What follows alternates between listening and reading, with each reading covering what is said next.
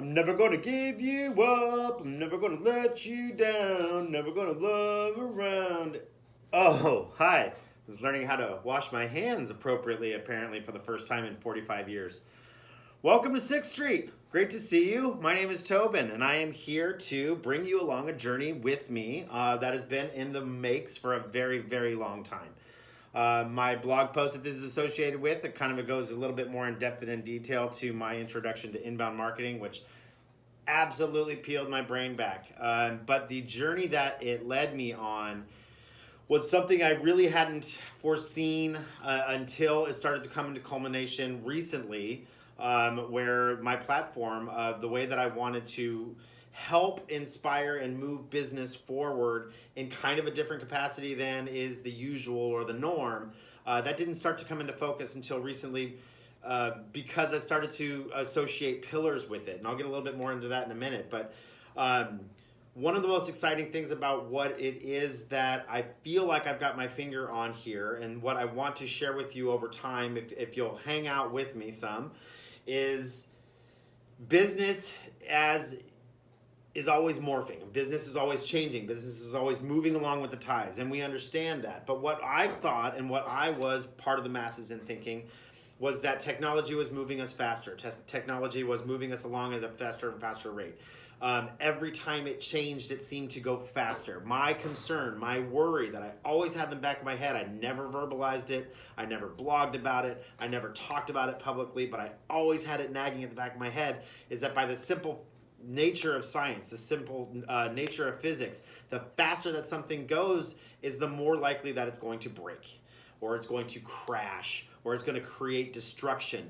And I was worried. I said, what does that look like years from now? Trying to be a soothsayer, right? Trying to figure out what does it mean years from now down the road when that inevitable crash catches up with us? Is it bring us back to absolute apocalyptic behavior where we go back to the barter system and all of a sudden I'm trading you a beaver pelt for digital services, or is the reconstruction completely of digital services? I was genuinely frightened about it. So much so that it almost kept me out of the digital arena, to be honest with you. The more that I started to observe, step back, breathe, analyze, kind of grab data points, and talk to people, have real, genuine conversations with people that were in the arena, in the industry, moving the bar, real thought leaders, the more I started to realize that no, this is not technology moving us faster, faster, faster, exponentially to where we're going to crash.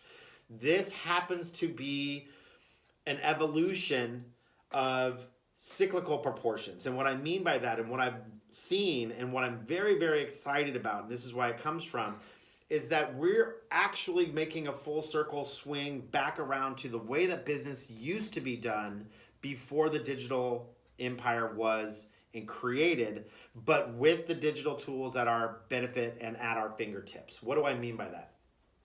My father, if you read about the About Me section on my website, 6thstreetmarketing.com, I touched base a little bit about the absolute root of where this came from. My father used to tell me where I was going to go to get my business done. The examples that I use are my insurance salesman. When I got to be 16 years old and I had my first car, my dad said, "This is who you're calling for your insurance." I didn't question it. I said, my dad has taken the time to vet this person. He's legitimate. I'm going with him. Didn't know if he's more expensive or not. This was true through a lot of those growing up, coming into adulthood. My dad paved the way before me, handed me his tools and said, "Here, use them. They're good." Or even, "Don't use these guys because they're not good, and here's why." And I believed him. I trusted him. He was my father. Of course I believed him. Business is like that now, where if you concentrate on the trust, if you concentrate on the connection, if you concentrate on making a real relationship digitally out of your client base, out of your service, after your business ethics and principles, then you are going to get a repeat customer, yes, but you're also going to potentially get somebody that hands down your business as a suggestion to the next generation. You're going with these guys because I've already vetted them and they're good. That is amazing for business. That is amazing for relationships. It's amazing for the digital arena. It allows us to really test digital tools as a tool for generational growth. So I've rambled on long enough. I'm very excited about this stuff, as you can clearly tell. What I'm going to do over the coming weeks and months is teach you or talk to you about the pillars that I think are the most strengthening, most strong, most applicable portions of this philosophy. And I'm going to try to show you how you can do it, or you can bring me to help you do it. However you look at your business, I want you to look at it differently, and I want you to look past the day-to-day thing and look towards the evolution. This is an exciting time for me. I hope that it's an exciting time for you, and I can't wait to see you on the other side of things.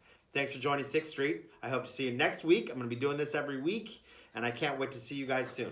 Take care. Bye.